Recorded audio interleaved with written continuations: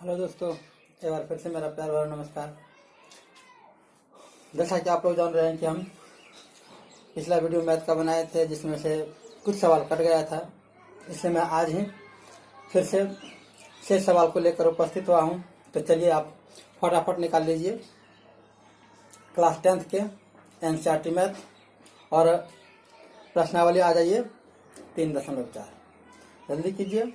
और चूँकि पिछले वीडियो में हम लोगों ने 3 सवाल तक पढ़े थे और किसी कारणवश कट गया था, तो ये टेक्निकल प्रॉब्लम्स है। चूँकि यहाँ तो लैपटॉप वगैरह है, मोबाइल से शूट किया जाता है, इसलिए कभी कभी प्रॉब्लम्स आ जाता है। तो शेष सवाल को हम आपके सामने लेकर फिर से उपस्थित हुए हैं। तो आइए चलते हैं सवाल की ओर। ठीक, सवाल नंबर 4। सवाल नंबर 4 क्या कहता है? कहता है कि मीना 2000 रुपया निकालने के लिए एक बैंक गई। आप देख सकते हैं, सवाल है मीना 2000 रुपया निकालने के लिए एक बैंक गई। उसने खजांची से 50 रुपया तथा 100 रुपया के नोट देने के लिए कहा। मीना ने कुल 25 नोट प्राप्त किए। ज्ञात कीजिए कि उसने 50 रुपया और 100 रुपया के कितने कितने नोट प्राप्त किए। ठीक, तो चलिए अब इसको हल करते हैं। सवाल क्या कर रहा है कि एक लड़की है, वो बैंक गई है और बैंक में वह मांग रही है, बैंक के अधिकारी से, बैंक के स्टाफ से वह मांग रही है कि उसे 100 रुपये और 50 रुपया, सिर्फ इसी के नोट चाहिए उन्हें, और निकालना है रुपया उसको 2000 रुपया। ठीक, तो चूंकि दो अलग अलग राशि है इसलिए, और हम चैप्टर पढ़ रहे हैं 2 चर वाले रैखिक समीकरण, तो इसको 2 चर में मानना होता है। तो इसको मान लेते हैं। माना कि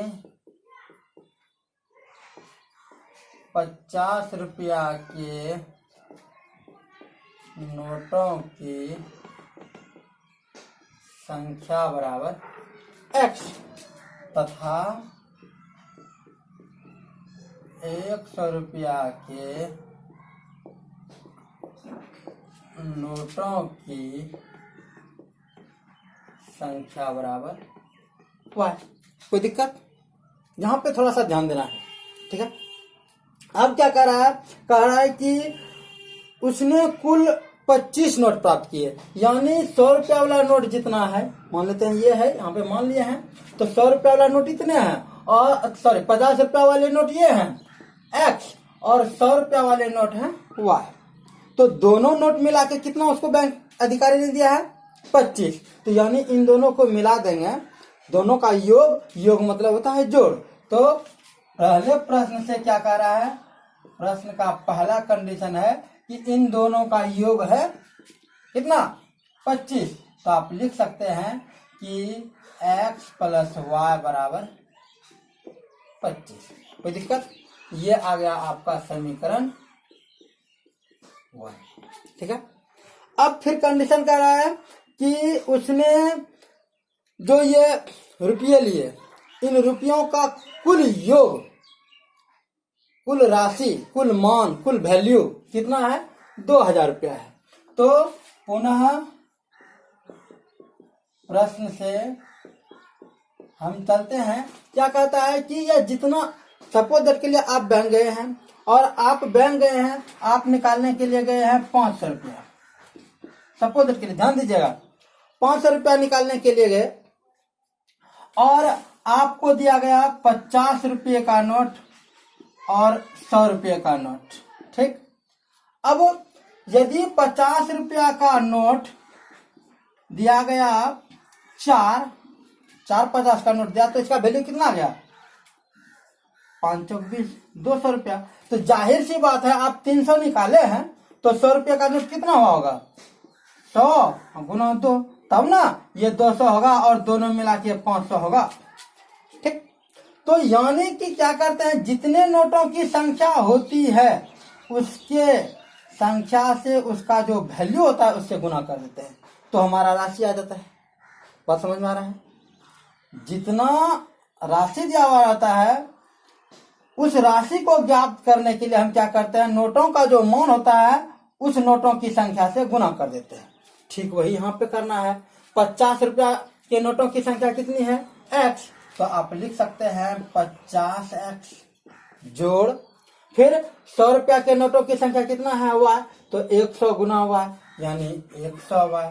और इसका वैल्यू दिया हुआ है आपके सवाल में 2000 रुपया। बात समझ में आ रहा है? इसका वैल्यू कितना दिया हुआ है 2000 रुपया। तो यहाँ पे आप 2000 रख सकते हैं, कोई दिक्कत नहीं ना। चलिए अब इसको हल कर देते हैं। ठीक, तो देखते हैं कि इनमें से कुछ कॉमन आ रहा है। इसमें 50 है तो इसमें भी 50 है ना। 50 दूना 100, तो आप 50 को कॉमन ले लीजिए। तो यहाँ पे बच जाएगा आपका x प्लस इस 50 से 100 में भाग दिए तो यहाँ पे बच जाएगा 2 और 2y। ठीक है, बराबर 2000 रुपये है ना। अब ये 50 इधर आ जाएगा तो इधर क्या बच जाएगा आपका x प्लस 2y बराबर 2000।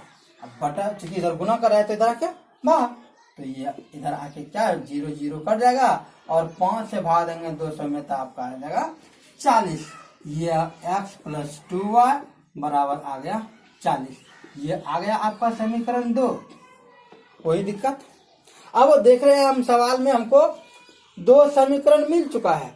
यहाँ पहला समीकरण और दूसरा समीकरण, हमको तो यही चाहिए क्योंकि हम पढ़ ही रहे हैं चैप्टर 2 चर वाले रैखिक समीकरण का युग्म। युग्म मतलब होता है जोड़ा, तो देखिए जोड़ा लग गया। ठीक है, अब जब हमें 2 समीकरण प्राप्त हो जाता है तो हम क्या करते हैं, हमारा सॉल्यूशन क्या बदलाता है, हमारा तरीका क्या बदलाता है, हमारा कॉन्सेप्ट क्या बदलाता है, हमारा नियम क्या बदलाता है। हमारा नियम बदलाता है 2 चीज। एक, या पहला किसी एक चर को बराबर करना है और दूसरा जिसको बराबर करना है, जिस चर का मान बराबर करना है उसके चिन्ह को विपरीत करना है, ये ना। ठीक, तो हम देखते हैं इनका एक चर बराबर है। हाँ देख रहे हैं, x इसका भी और x इसका, यहाँ भी एक x यहाँ भी एक x, यानी एक चर बराबर है। अब दूसरा चीज क्या देखना है, इनके चिन्ह के बारे में देखना है। इसका चिन्ह प्लस और इसका भी प्लस। तो हम क्या बोले हैं, हम बोले हैं कि किसी एक का चिन्ह विपरीत करना है, विपरीत चिन्ह होना चाहिए। तो विपरीत करने के लिए क्या करते हैं, घटाते हैं। नहीं तो चलिए घटा देते हैं। समीकरण 1 में समीकरण 2 को घटाने पर, तो समीकरण आपका पहला है x प्लस वाई बराबर 25 और दूसरा समीकरण है x प्लस 2y बराबर 40, है ना। तो घटाने में क्या होता है, नीचे का चिन्ह बदल जाता है, यहाँ आ जाएगा माइनस, यहाँ भी माइनस, यहाँ भी माइनस। अब देखिए ये एक x प्लस में है, ये एक x माइनस में है, तो क्या आ जाएगा, ये कट जाएगा। ये प्लस में y है, ये माइनस में 2y है, तो इन दोनों में कौन बड़ा है, बड़ा है 2y, तो इसका चिन्ह पहले आ गया। अब 2y में एक बार घट जाएगा, चूंकि विपरीत चिन्ह है, विपरीत चिन्ह वाले क्या होते हैं, घटते हैं। यहाँ पे आ जाएगा y बराबर। अब इन दोनों में देख लेते हैं बड़ा कौन है, तो बड़ा 40 है और 40 का चिन्ह क्या है, माइनस, यहाँ पे आ जाएगा माइनस। अब इसमें घटा देते हैं, 10 में 5 गया 5, इसमें बच गया 3, 3 में 2 गया 1। अब चूंकि इधर भी माइनस इधर भी माइनस, तो ये क्या हो जाएगा, ये कट जाएगा। तो y बराबर आपका कितना आ गया, 15। कोई दिक्कत नहीं ना। चलिए अब किसी एक मान का वैल्यू यदि निकल आता है तो हम उसे दूसरे में क्या करते हैं, दूसरे में रख के दूसरा वैल्यू निकाल लेते हैं। तो किसी एक समीकरण में रख देते हैं, तो पहले समीकरण में रख दीजिए। समीकरण 1 में इसका मान रखने पर y का मान आया है, y का मान रखने पर, है ना। तो समीकरण 1 क्या है, x प्लस वाई बराबर 25। तो y का वैल्यू आया है, तो आप लिख सकते हैं x प्लस 15 बराबर 25, या x बराबर 25 माइनस 15, तो x बराबर आ गया 10। अब देखिए आपका आंसर आ चुका है, एक 10 और एक 15। लेकिन सबसे पहले हम क्या बदला है, सबसे पहले हम ये चेक कर लेंगे कि मेरा जो आंसर आ रहा है ये सही है या नहीं है, क्योंकि एग्जाम के दौरान हमें आंसर तो पता है नहीं, तो हम आंसर चेक कर लेंगे। कैसे चेक करेंगे, तो हम यहाँ पे समीकरण दिया हुआ है x प्लस वाई बराबर 25, तो x का वैल्यू कितना आया है 10, तो यहाँ पे आप 10 रख सकते हैं। 10 जोड़ का चिन्ह है जोड़, y है, y का वैल्यू है 15, तो 10 और 15 कितना हो जाएगा 25। इधर 25 तो इधर भी देखिए 25 है, इसका मतलब मान बराबर है। यदि मान बराबर है तो मेरा सवाल सही है। तो हम यहाँ पे लिख सकते हैं अतः क्या है 50 रुपया के नोटों की संख्या बराबर कितना 50 का मान थे x, तो x का वैल्यू आ गया 10 तथा 100 रुपया के नोटों की संख्या बराबर 15। ये आप आ गया आंसर। कोई दिक्कत नहीं ना? आई होप कि आपको ये बहुत अच्छी तरह से समझ में आ गया होगा। ठीक, जल्दी से इसको नोट कीजिए क्योंकि हम दूसरे सवाल की ओर आगे बढ़ेंगे। ठीक है, तो आप जल्दी से इसको नोट कीजिए। इन सवालों में कोई खास प्रॉब्लम है नहीं, कोई दिक्कत है नहीं, बस ध्यान से समझना है और बाद में क्या करना है इसको रिवीजन करना है। पहले कॉपी कलम निकाल के बैठे हैं तो इसको नोट कर लिए और अपने से फिर बनाइए। यदि प्रॉब्लम्स आता है तो एक बार फिर से वीडियो को देख लीजिए या फिर इसे डाउनलोड कर लीजिए और एक दो बार देख लीजिए, आपको सारे के सारे समस्याएं स्वतः समाप्त हो जाएंगे। ठीक, तो चलिए हम चलते हैं अगले सवाल की ओर। सवाल नंबर है 5। कहता है किराए पर पुस्तक देने वाले किसी पुस्तकालय का प्रथम 3 दिनों का एक नियत किराया है तथा उसके प्रत्येक अतिरिक्त दिन का अलग किराया है। सरिता ने 7 दिनों तक एक पुस्तक रखने के लिए 27 रुपया अदा किए, जबकि सुशी ने एक पुस्तक 5 दिनों तक रखने के लिए 21 रुपया अदा किए। नियत किराया तथा प्रत्येक अतिरिक्त दिन का किराया ज्ञात कीजिए।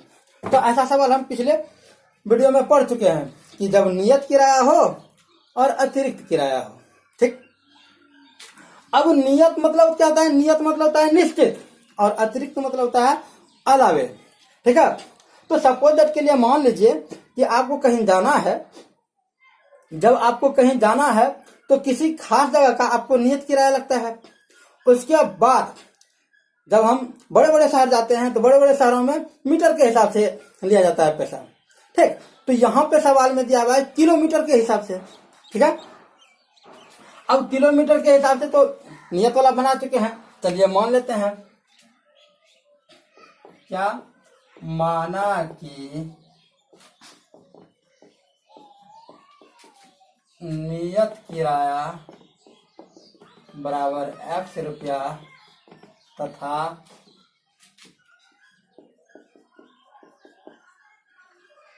अतिरिक्त किराया बराबर y रुपया। ठीक, अब क्या कहता है? कहता है क्या कि सरिता ने 7 दिनों के लिए एक पुस्तक रखा और उसके लिए 27 रुपया अदा किए। नियत किराया जो है ना 3 दिन का, यहाँ पे शुरू में 3 दिनों का एक नियत किराया है।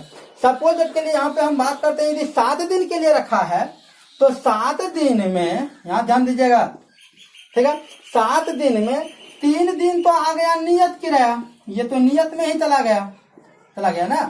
3 दिन का किराया तो नियत में चला गया, तो शेष कितना बचा इसमें?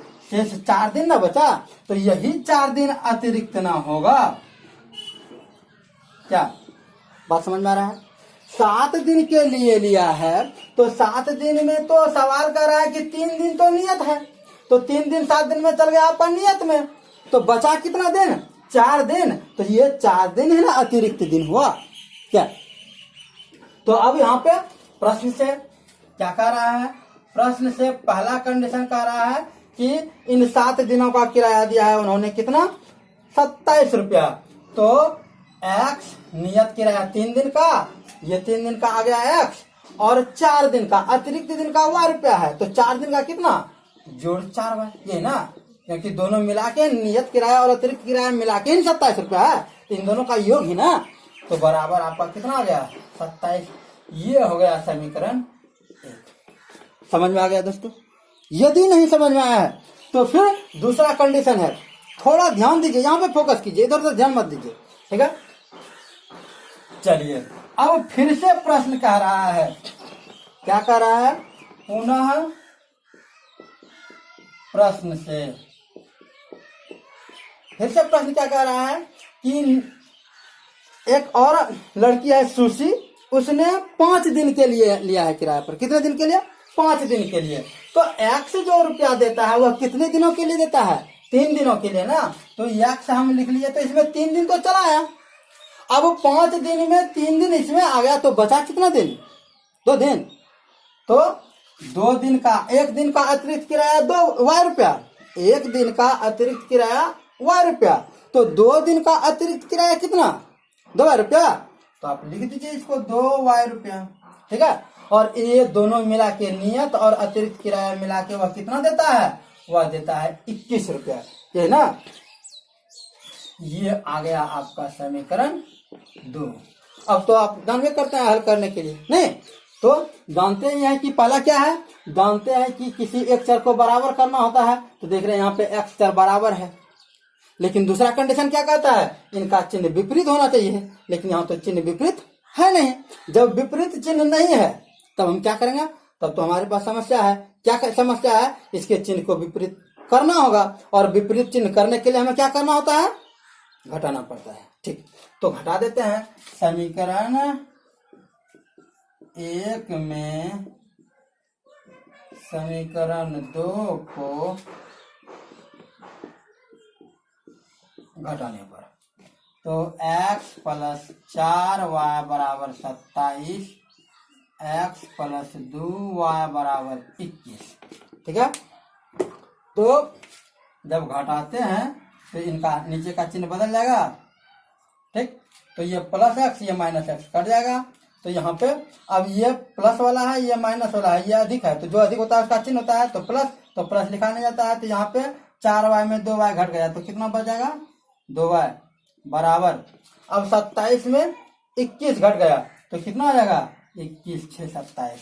तो y बराबर आपका कितना आ गया? 6/2, यानी 2 तिया 6, ये ना। इसलिए y का वैल्यू आ गया आपका 3, ठीक है। अब x का वैल्यू निकालना है, तो x का वैल्यू निकालने के लिए क्या करते हैं? y का मान किसी एक समीकरण में रख देते हैं। तो रख देते हैं समीकरण 1 में y का मान रखने पर, तो यह आपका समीकरण x + 4y = 27। तो x + 4 गुना y का वैल्यू कितना आया है? 3 = 27, या x + 12 = 27, या x = 27 - 12, या x = 27 में 7 में 2 गया 5, 2 में 1 गया 15, ठीक है। अब हम सवाल देखते हैं कि मेरा आंसर तो आ चुका है, लेकिन आंसर मेरा सही है कि नहीं सही है, ठीक। तो इसको चेक करते हैं। x का वैल्यू कितना है? 15, तो यहाँ पे रख दिए 15, 15 जोड़ 4 और गुना y का मान कितना? 3, तो 4 तिया 12, और 12 और 15 कितना हो जाएगा? 27। तो देखिए इधर 27 है, हाँ है, तो इसका मतलब मेरा आंसर क्या है? सही है। तो हम लिख लेंगे, अतः, अब आंसर हम लिख लेंगे, अतः नियत किराया बराबर 15 रुपया तथा अतिरिक्त किराया बराबर 3 रुपया। 3 रुपया, ये आ गया आपका आंसर। कोई दिक्कत? आई होप कि आपको ये बहुत अच्छी तरह से समझ में आ गया होगा, ठीक। इसके बावजूद भी यदि आपको कहीं प्रॉब्लम्स होती है, कहीं दिक्कत होती है, तो आप हमें कमेंट्स करके जरूर बतलाइए, या फिर व्हाट्सएप पे कॉल कीजिए, या व्हाट्सएप पे वीडियो कॉलिंग कीजिए, हम आपको वहाँ पे बहुत अच्छी तरह से समझा देंगे, ठीक। क्योंकि इस वीडियो से, जिस मोबाइल से हम ये शूट कर रहे हैं उसका नंबर अलग है और व्हाट्सएप नंबर अलग है। तो आप, यदि आपको प्रॉब्लम आती है तो हम आपको अपना व्हाट्सएप नंबर दे रहे हैं, इस पर वीडियो कॉलिंग कीजिएगा, हम आपको बता देंगे। तो मेरा मोबाइल का व्हाट्सअप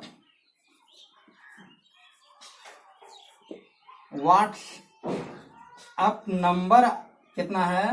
व्हाट्सअप नंबर है 9525380920। ये मेरा व्हाट्सअप नंबर है 9525380920। और जिस मोबाइल से शूट कर रहे हैं ये इसका नंबर है 9113708140। तो यदि इस पे आप कॉल करते हैं तो कृपया दिन में मत कीजिएगा, शाम के बाद कीजिएगा, क्योंकि दिन में हम ये वीडियो शूट करते हैं तो डिस्टर्ब हो जाता है। और इस पे आप इस पे भी यदि व्हाट्सएप कीजिएगा तो शाम में कीजिएगा, शाम के बाद कीजिएगा, ठीक है। तो आप व्हाट्सएप पे भी विशेष जानकारी ले सकते हैं, ठीक, लेकिन शाम के बाद, ठीक है। तब तक के लिए जय हिंद, जय भारत, धन्यवाद।